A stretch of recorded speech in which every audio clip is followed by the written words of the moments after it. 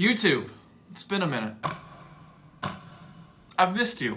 How have you been? Got an exciting video for you today and one that I haven't done before, so if you find this video interesting or helpful, like it, share it, comment on it, and maybe, if you're new here, subscribe. Join the family. We're gonna be taking a look at Apex Season 10, and more specifically, my impressions of it 40 hours in. As always, I appreciate you guys stopping by. Take care of yourselves, take care of each other. I'll catch you in the next one. To start things off, we'll talk about the aesthetic of the season. Overall, I like the color schemes and options available. I do wish that there were different characters for the trackers, considering we did just get a Horizon and Valkyrie tracker set during the Genesis event. I'm not the biggest fan of bug themes, but there are some pretty cool skins in the Battle Pass, like for Bloodhound, Pathfinder, and Lifeline. The Horizon and Valkyrie ones look a little funny. All of the banner frames look decent as well. I am excited for the reactive Volt skin at the end, especially with the little legs crawling on the side. The changes to World's Edge have been nice, giving the map a bit more flow and openness. I still think the map suffers overall from either finding 10 teams at once or none until the top 5. Overall though, nothing too drastic, and I can't say I've noticed too much of a difference from previous seasons. There were also a few tweaks to legends such as Fuse, Horizon, Caustic, and Revenant. Fuse had his tactical time doubled to increase zone control and area denial. His ultimate now highlights people trapped within, which is a nice add-on to his toolkit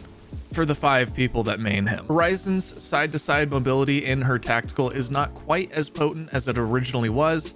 However, it does give you quite a bit more than last season, and it's made it a bit harder to beam or get beamed while traveling upward. Caustic's gas has a now increasing tick damage over time, increasing by 1 every second. While I don't think this quite instills the fear that Caustic originally had, it is nice to put a little bit more respect on his name. Revenant had his ultimate nerfed slightly, giving enemies an audio and visual cue that his death protection is about to end, and slowing the character slightly when getting sent back to the totem. I personally haven't been able to notice this change, but if you have, let me know down in the comments. I think the most exciting thing about this season so far, besides Seer, is the weapon rotation.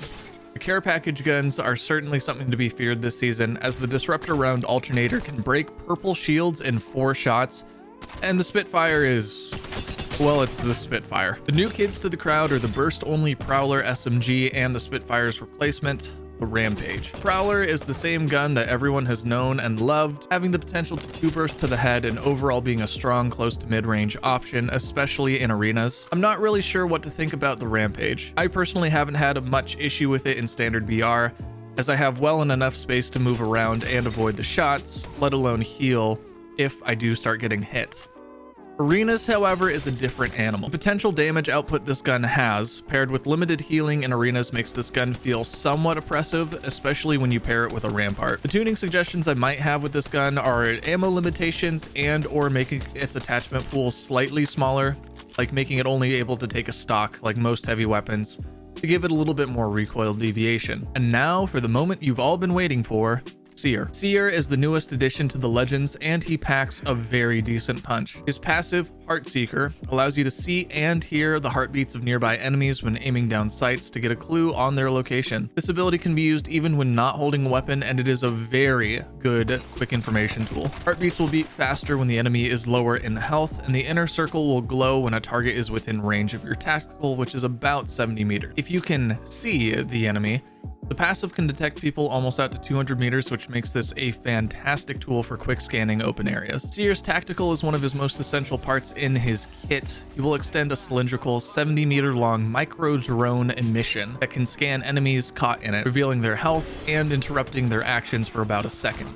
This includes healing, reviving, and any sort of ability usage. While this tool may seem broken, I really don't think it is. It is quite a long cooldown, and it's fairly easy to avoid, leaving him informationless if he doesn't actually get the hit. Seer's ultimate releases a throwable device that projects a dome about 60 meters in diameter for about 30 seconds. The device can be destroyed, but while it's active, any movement faster than crouch walking will be revealed to the entirety of Seer's team, making your movements known and predictable. Seer is fantastic in close range situations and is another great information character right alongside Bloodhound and Crypto. Proximities of arenas makes his abilities a little bit more potent than in BR, making him a solid A+ tier legend, and I think he's going to get tuned. So far this season has been a lot of fun, with the majority of changes being quality of life or battle enhancing. I didn't go too far into detail on the more nitty-gritty specifics of the patch notes, as that's not really what this video is about, and I wanted to see how this video did, just to see if I should continue doing stuff like this. But I will also have the official patch notes linked in the description. Like I said, I do expect some minor tweaks to occur to both Sierra and the Rampage after the first split, but for now, that will be the video.